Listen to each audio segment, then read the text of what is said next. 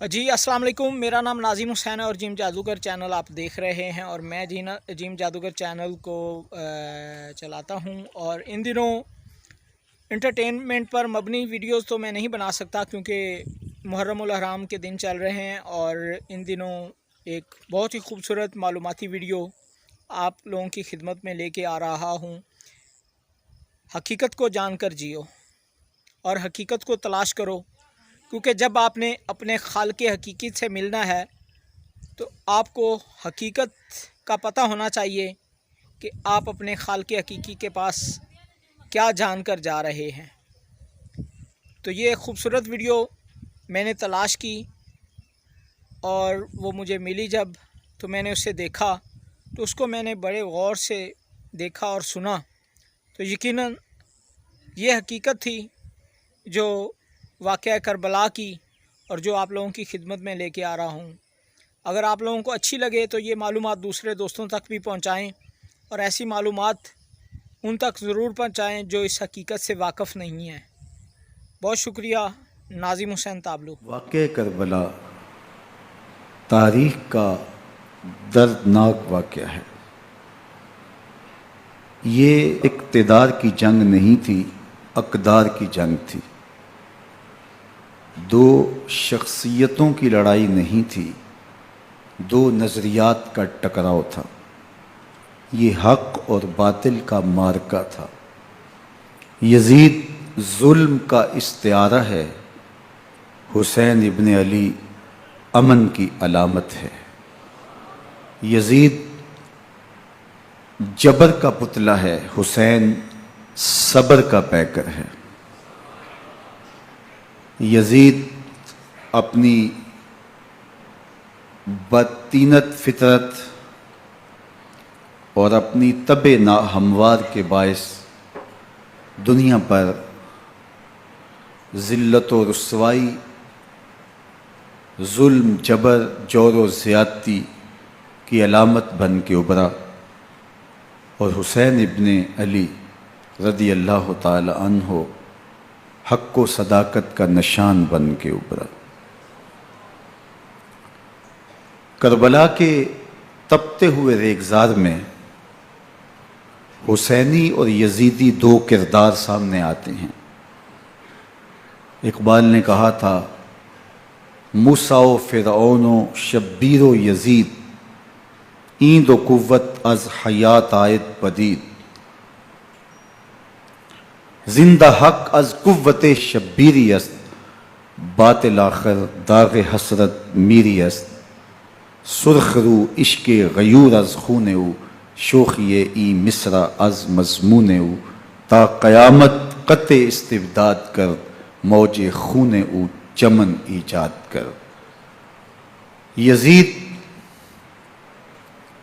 بہدل کی بیٹی محسون کا ناپاک بیٹا تھا اور حسین محمد عربی کی بیٹی فاطمہ کا شہزادہ تھا۔ یزید دمشق کے اطراف میں سرجون اور جریر اختل جیسے اوباشوں کے جرمٹ میں پل کے جوان ہوا۔ حسین کے گھر کا دروازہ مسجد نبوی کے اندر کھلتا تھا۔ یزید نشے میں دھت ہو کر کے نمازیں چھوڑ دیتا تھا۔ حسین کی کربلا کے اندر بھی نماز تہجد قضا نہیں ہوئی۔ یزید ظلم کا دوسرا نام ہے، حسین امن کی علامت ہے۔ یزید نے زندگی میں ایک مرتبہ حج کیا اور شراب کے مٹکے ساتھ لے کے آیا اور اختل اور دیگر گویوں اور مغنیوں کو اپنے ساتھ رکھا تاکہ سفر آسانی سے کٹے۔ حسین ابن علی نے 25 حج سواری ہونے کے باوجود پیدل کیے۔ یزید حج بیت اللہ کے بعد مدینہ المنورہ آیا اور شراب کی ایک مجلس بپا کی۔ حضرت امام حسین رضی اللہ تعالی عنہ جب وہاں پہنچے تو شراب کی پھیلی ہوئی بدبو کو محسوس کرتے ہوئے فرمایا یہ بو کیسی ہے؟ تو نشے میں دھت یزید بولا یہ شام میں بنتی ہے، اور ایک جام منگوایا اور اس کو پیتے ہوئے دوسرا جام حضرت امام حسین رضی اللہ تعالی عنہ کی طرف بڑھاتے ہوئے کہا ابا عبداللہ لیجئے۔ تو حضرت امام حسین رضی اللہ تعالی عنہ نے فرمایا میں اس کی طرف دیکھتا بھی نہیں ہوں، اور پھر وہ عشقی اشعار پڑھنے لگا۔ جب یزید کی شراب نوشی کا منظر امام حسین رضی اللہ تعالی عنہ اپنی آنکھوں سے دیکھ چکے تھے تو مجھے بتاؤ یزید کے ہاتھ پہ امام حسین کا پاک ہاتھ کیسے آتا؟ حضرت امام حسین رضی اللہ تعالی عنہ جس ماحول میں پلے تھے، جس ماحول میں پرورش پائی تھی، جس ماحول میں رہے تھے، وہ پاکیزہ اور تقدس مآب ماحول تھا۔ اور یزید کبھی اطراف دمشق میں، کبھی غوطہ میں، کبھی الخزرہ محل میں، اور کبھی کہاں داد عیش دیتا رہا اور لہو و لعب کے اندر مصروف رہا، اور اس کی زندگی ان چیزوں سے عبارت تھی۔ وہ محرمات کو حلال قرار دیتا، شراب نوشی اس کی ہڈیوں میں رچی ہوئی تھی، اور شریعت بیضہ کا مذاق اڑایا کرتا، اور حسین ابن علی رضی اللہ تعالی عنہ کی دوستیاں جن لوگوں سے تھی وہ عبداللہ ابن عباس تھے، عبداللہ ابن عمر تھے، حضرت عبد الرحمن بن ابو بکر رضی اللہ تعالی عنہ تھے۔ یزید تو جوا کھیلتا رہا، یزید تو قمار بازی کرتا رہا، یزید تو شراب نوشی کرتا رہا، اور حسین ابن علی مسجد نبوی کے منبر میں حضور کے پہلوؤں میں بیٹھتے رہے۔ زمانے نے وہ منظر دیکھا کہ سرخ رنگ کے جوڑے پہنے ہوئے حسنین کریمین حجرہ فاطمہ سے نکلتے ہیں، کم عمری کی وجہ سے کبھی گرتے ہیں کبھی سنبھلتے ہیں، اور آقا کریم خطبہ ارشاد کر رہے ہیں، خطبہ چھوڑ کے حضور نے شہزادوں کو اٹھا لیا۔ وہ منظر بھی زمانے نے دیکھا۔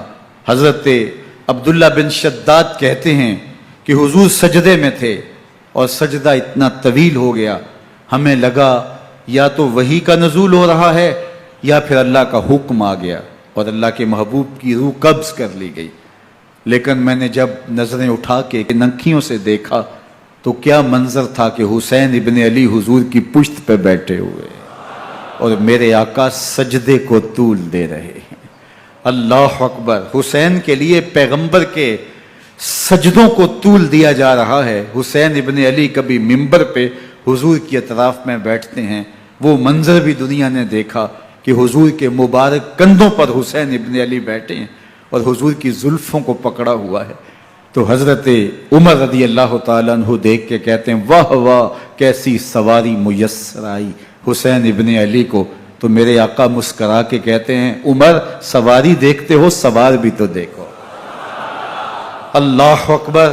حضرت اسامہ بن زید بن حارثہ رضی اللہ تعالیٰ عنہ فرماتے ہیں رات کا ایک پہر گزر گیا اور مجھے حضور سے کوئی کام تھا، میں آقا کریم کی خدمت میں حاضر ہوا، در دولت پہ دستک دی، حضور تشریف لائے تو چادر اوڑی تھی، بکل کی ہوئی تھی میرے حضور نے، تو میں نے اپنی حاجت کہی تو حضور نے میری حاجت پوری کر دی۔ لیکن ایک منظر میں نے دیکھا کہ حضور نے جو چادر کی بکل فرمائی تھی اس کے اطراف میں پہلوؤں میں ابھار تھے جس طرح اندر کوئی ہو۔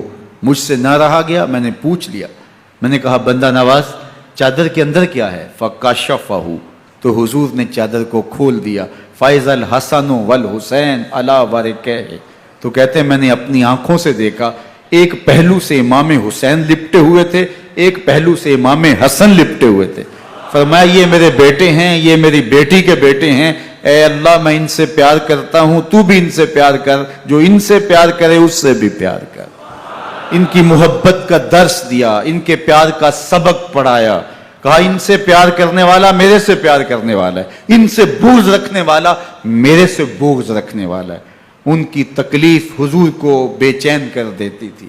حضرت سیدہ فاطمہ الزہرا رضی اللہ تعالی عنہ کے گھر کے قریب سے گزرے تو حضرت امام حسین کے رونے کی آواز آ رہی تھی، تو آقا کریم علیہ السلام نے فرمایا کہ فاطمہ حسین کو چپ کرواؤ. اللہ تعالیمی انا بقاءہ یوزینی, تو جانتی نہیں حسین کا رونا مجھے دکھ دیتا ہے. حسین ابن علی کو حضور رونے نہیں دیتے تھے, ان کو دکھی نہیں ہونے دیتے تھے, کیونکہ رسول اللہ صلی اللہ علیہ وسلم جانتے تھے کہ یہ کتنے دکھ سہے گا, کتنی تکلیفوں سے گزرے گا اور کتنے مصائب سہے گا. پھر تاریخ نے خاندان نبوت کا وہ انوکھا امتحان دیکھا. حضرت امام حسین کے بچے بالخصوص خواتین پیاس کی شدت میں حلق خشک ہیں. حضرت سکینہ تڑپ کے اپنے باپ سے کہتی ہیں کہ مجھے 6 ماہ کے علی اصغر کی پیاس نہیں دیکھی جا رہی. بچے کو ہاتھوں پہ اٹھاتے ہیں اور نہر فرات کے کنارے پہنچ کے فرماتے ہیں اشکیاق سے مخاطب ہو کے, تمہارا معاملہ میرے ساتھ ہے, اس 6 ماہ کے بچے نے تمہارا کچھ نہیں بگاڑا. اور چلو بھر کے اس کا حلق سیراب کرنا چاہتے ہیں. ایک 2 شاخہ تیر آتا ہے جو حضرت علی اصغر کے گلے کو چیر دیتا ہے. راوی لکھتے ہیں کہ وہ عام تیر نہیں تھا, جانوروں کو شکار کرنے کے لیے جو بڑے تیر ہوتے ہیں وہ 2 شاخہ تیر تھا. وہ گردن کو کاٹ دیتا ہے, خون بہنے لگتا ہے, گردن لٹک جاتی ہے. حضرت امام حسین وہ بہتا ہوا خون اپنے چلو میں لیتے ہیں اور آسمان کی طرف اچھال کے کہتے ہیں مالک حسین کی یہ قربانی بھی قبول فرما. یہ تماشا لب بام نہیں ہے. بچہ بیمار ہو, ڈاکٹر جواب دے دیں, ماں باپ کے ہاتھ پھول جاتے ہیں. زندگی کی سانسیں ابھی چل رہی ہوتی ہیں, لیکن ڈاکٹر کہے کہ یہ میرے بس کا روگ نہیں ہے, کہیں اور لے جاؤ, تو زندگی کا لف و نشر غیر مرتب ہو جاتا ہے. میں سلام پیش نہ کروں حسین ابن علی کو, 6 ماہ کا علی اصغر ہاتھوں میں دم توڑتا ہے, گردن لٹک جاتی ہے, خون بہ رہا ہے. اب خیموں کی طرف بڑھ رہے ہیں لیکن زبان پہ شکایت نہیں ہے. کہتے ہیں مالک حسین کی یہ قربانی قبول کر لے. اب خیموں کی طرف آنا, شہر بانو, ام رباب, سیدہ زینب, حضرت سکینہ سلام اللہ علیہا کا سامنا کوئی آسان کام نہیں تھا. لیکن حسین ابن علی آتے ہیں, شہزادے کو یہاں خیموں کے قریب رکھ کے کہتے ہیں کہ یہ حوض کوثر سے سیراب ہو گیا ہے. اللہ اکبر. کوہرام مچ جاتا ہے خیموں کے اندر. کیا منظر ہوگا اور ان کو کن الفاظ کے پیرائے میں ڈھال کر کے ان کیفیات کو بیان کیا جا سکتا ہے جو اہل بیت کے خیموں کے اندر علی اصغر کی شہادت کے بعد کا منظر رقم ہو رہا ہوگا. اللہ اکبر. ادھر اشکیا آوازیں دے رہے ہیں, مبارزت کے لیے پکار رہے ہیں. زمانے نے پھر وہ منظر بھی دیکھا کہ جوان بیٹے کو 18 سال کی کمائی حضرت امام حسین میدان عمل میں بھیج رہے ہیں. وہ علی اکبر جو حسین کا نور نظر ہے, آنکھوں کا قرار ہے, دل کی تسکین ہے. اور پھر حضرت علی اکبر جب گھوڑے کی زین سے فرش زمین پہ گرتے ہیں تو باپ کو آواز دیتے ہیں, اور حضرت امام حسین جو ہے وہ آگے جا کے بیٹے کی لاش اٹھاتے ہیں. اللہ اکبر. 18 سال کے بیٹے کی لاش کو کندھوں پہ اٹھا کے خیموں تک لاتے ہیں اور ہاتھ پھیلا کے کہتے ہیں مالک حسین کی یہ قربانی بھی قبول فرما. کبھی قاسم بن حسن کی لاش اٹھا کے لاتے ہیں, کبھی اون و محمد کی لاشیں اٹھا کے لاتے ہیں, بھتیجوں کی, بھانجوں کی, بھائی عباس کے کٹے ہوئے بازو اور زخموں سے چھدا ہوا لاشا. کیا کیا قیامتیں تھیں جو اس کربلا کے ایک میدان کے اندر نہیں توڑی گئیں. حضرت امام حسین پر دکھ پہ دکھ, تکلیفوں پہ تکلیفیں. اب 71 لاشیں اٹھا کے خیموں تک پہنچا چکے, اور ادھر مبارزت کی دعوت دی جا رہی, آؤ میدان عمل میں آؤ, اب دیر کیوں کر رہے ہو. رسول اللہ کا حرم, رسول اللہ کی شہزادیاں جو نازوں میں پلی تھیں, وہ کلیاں جو شبنم کا بوجھ بھی گوارا نہیں کر سکتی تھی, آج مصیبتوں کے پہاڑ ٹوٹ گئے. حضرت امام حسین کبھی شہربانوں کو, کبھی ام رباب کو دلاسا دیتے ہیں, کبھی حضرت زینب کو کہتے ہیں. حضرت زینب کربلا کے اس میدان کے اندر بڑے حوصلے کے ساتھ اپنے بھائی کے ساتھ کھڑی رہی, اپنے 2 بیٹے راہ خدا میں پیش کیے, ان کی لاشیں وصول کی, لیکن زینب جس جرأت کے ساتھ, جس پامردی کے ساتھ اس سارے منظر کو حوصلے کے ساتھ سہتی رہی, وہ یقیناً حوصلہ سیدہ زینب سلام اللہ علیہا کا ہی ہے، لیکن یہ وہ منظر تھا کہ زینب کا دل بھی ڈول گیا جب حسین ابن علی گھوڑے پہ بیٹھنے لگے اور ان کو گھوڑے میں بٹھانے والا کوئی نہیں تھا، اور جو بھی سوار جاتا پھر واپس اس کی لاش ہی آتی اور حسین ابن علی لے کے آتے۔ آج حسین ابن علی جا رہے ہیں، زندگی کا سارا سرمایہ لٹ رہا ہے، حضرت زینب سلام اللہ علیہا سنبھل نہیں رہی۔ حضرت امام رضی اللہ تعالیٰ عنہ اٹھے اور آپ نے حضرت زینب کو صبر کی تلقین کی اور کہا کہ صبر ہی بہترین ذریعہ ہے اور اللہ کی قربت کا ایک بہترین سبب ہے، اور ان کو صبر کی تلقین کرتے ہوئے فرمایا کہ میرے بعد تم نے اس ذمہ داری کو سنبھالنا ہے اور ان مخدرات اسلام کی، ان شہزادیوں کے پردے کی تم نے حفاظت کرنی ہے۔ اور پھر گھوڑے کی زین کس کے امام حسین لشکر اشقیاء کی طرف بڑھتے ہیں۔ اب خیموں سے سسکیوں کی آواز آ رہی ہے، ان کا سردار، ان کا تاجدار آج سب کو چھوڑ کے کربلا کے میدان کی طرف بڑھ رہا ہے۔ جرم کیا کیا، قصور کیا کیا، اس نے کیا زیادتی کی کہ آج نیزوں اور انیوں کے مقابلے میں 22,000 کا لشکر حضرت امام حسین پہ ٹوٹ پڑتا ہے۔ آپ پھر اتمام حجت کرتے ہیں، میں نے کسی کو قتل نہیں کیا، خون ناحق نہیں بہایا، میرے خون کے درپے کیوں ہو، اپنی آخرت کیوں برباد کرتے ہو، تم جانتے نہیں میں کون ہوں، میں تمہارے نبی کا نواسا ہوں۔ لیکن ابن زیاد کہتا ہے مقابلے میں آؤ۔ پھر حضرت امام حسین رضی اللہ تعالیٰ عنہ مقابلے میں آتے ہیں، اور جب گھوڑے کو ایڑ لگا کے دشمن اشقیاء پہ ٹوٹتے ہیں تو پھر ایسا منظر ہوتا ہے کہ وہ بھیڑ بکریوں کی طرح آگے بھاگتے ہیں۔ 71 زخم کلیجے پہ لیے شجاعت کا یہ پیکر جب میدان میں آتا ہے، آواز آتی ہے یہ کون ذی وقار ہے، بلا کا شاہ سوار ہے، لباس ہے پھٹا ہوا، غبار سے اٹا ہوا، تمام جسم نازنی چدا ہوا کٹا ہوا، یہ نبی کا نور عین ہے، یہ بالیقین حسین ہے، یہ حسین ابن علی ہے رضی اللہ تعالیٰ عنہ۔ پھر چاند بادلوں میں گھر جاتا ہے، شامی غنڈے تیر برساتے ہیں، تلواروں سے آپ کے بدن پر ضربیں لگاتے ہیں اور نیزوں سے آپ کے بدن کو پرو دیتے ہیں۔ جب آپ کا پیراہن بعد میں اتارا گیا تو آپ کے پیراہن میں 122 سوراخ تیروں کے تھے، 33 زخم تلواروں کے اور 34 گھاؤ نیزوں کے تھے۔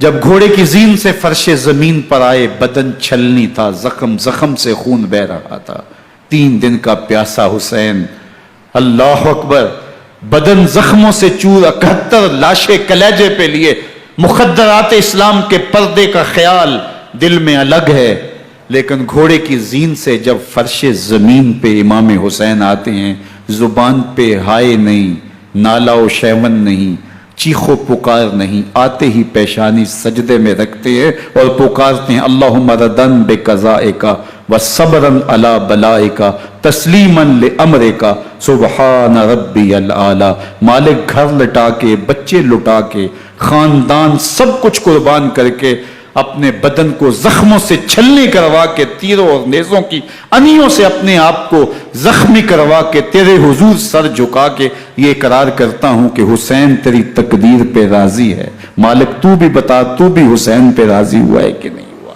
آواز آ رہی ہے اس پیاسے پر علی شیر خدا کو ناز ہے، اس نواسے پر محمد مصطفیٰ کو ناز ہے، اوروں نے بھی سجدے کیے پر اس کا عجب انداز ہے، اس نے وہ سجدہ کیا جس پر خدا کو ناز۔ حسین ابن علی رضی اللہ تعالیٰ عنہ کا سر انور دستے قاتل نے تب کاٹا جب وہ سجدے میں جھکا ہوا تھا۔ یزید نے کہا میں بیعت لوں گا، امام حسین نے کہا کبھی بھی نہیں دوں گا، یہ سر کٹ سکتا ہے جھک نہیں سکتا۔ سر کاٹ کے نیزے کی نوک پہ چڑھا دیا گیا، اور یہ اس بات کا اعلان تھا کہ ہم جیت گئے اور حسینی ہار گئے، اور لشکر یزید میں غوغا مچ گیا، نقارے بجنے لگے کہ ہم جیت گئے، دیکھو امام حسین شہید کر دیے گئے، اور سر کاٹ کے نیزے کی نوک پہ چڑھایا گیا۔ لیکن لشکر یزید سے ہی آواز آئی یہ کیسا سر ہے جو کٹ کے بھی سر بلندی ہے، کٹ گیا ہے پھر بھی اونچا ہے، اللہ اکبر، یہ سر سجدے میں کٹا ہے، رب کے حضور عبادت کی حالت میں کٹا ہے، حسین آج بھی سجدے میں ہے۔ اللہ اکبر، حسین آج بھی سجدے میں ہے، بلکہ کٹے ہوئے سر کا رخ زمین کی جانب تھا اور کٹی گردن آسمان کی طرف، یوں نیزے پہ پرویا گیا۔ اللہ اکبر، ایک شاعر نے نقشہ کھینچا، بآنکھ سر نیزے پہ اور سوئے زمیں ہے رو، یعنی سجدہ ثانی کی ہے آرزو۔ رکعت کے 2 سجدے ہوتے ہیں، ابھی ایک سجدہ ہوا تھا کہ دست قاتل نے سر کاٹ دیا، کہا حسین کی پیشانی میں دوسرے سجدے کی تمنا مچل رہی ہے۔ یہ تھا حسین ابن علی کا سجدہ، ساری زندگی رب کے حضور سجدہ قضا نہیں ہونے دیا۔ آج پانی نہیں ہے، اللہ اکبر، آج تیمم کر لیتے ہیں، آج اپنے خون کو اوڑھ کر کے حسین نے اپنی پیشانی اپنے مالک کے حضور جھکا کر کے عظیمت کی وہ انوکھی داستان رقم کر دی کہ صدیاں گزرنے کے باوجود بھی ان کی یادوں کے چراغ روشن ہیں۔ جب حضرت امام حسین اور دوسرے آیان و انصار کو شہید کر دیا گیا تو ان کے سر نیزوں کی نوک پہ چڑھا دیے گئے۔ حضرت امام حسین کا کٹا ہوا سر اور باقی 71 افراد کے کٹے ہوئے سر نیزوں کی نوک پہ، اور 10 سواروں کو ابن سعد نے کہا کہ ان کو رون دو، اور گھوڑوں کی ٹاپوں تلے حضرت امام حسین رضی اللہ تعالیٰ عنہ اور ان کے آوان و انصار کو جو ہے وہ روندا گیا، حتیٰ کہ ان کی استخوان مبارک، ان کی ہڈیاں بھی چور چور ہو گئیں۔ روننے سے قبل ان کا لباس اتار لیا، ان کے کپڑے اتار لیے گئے۔ اللہ اکبر۔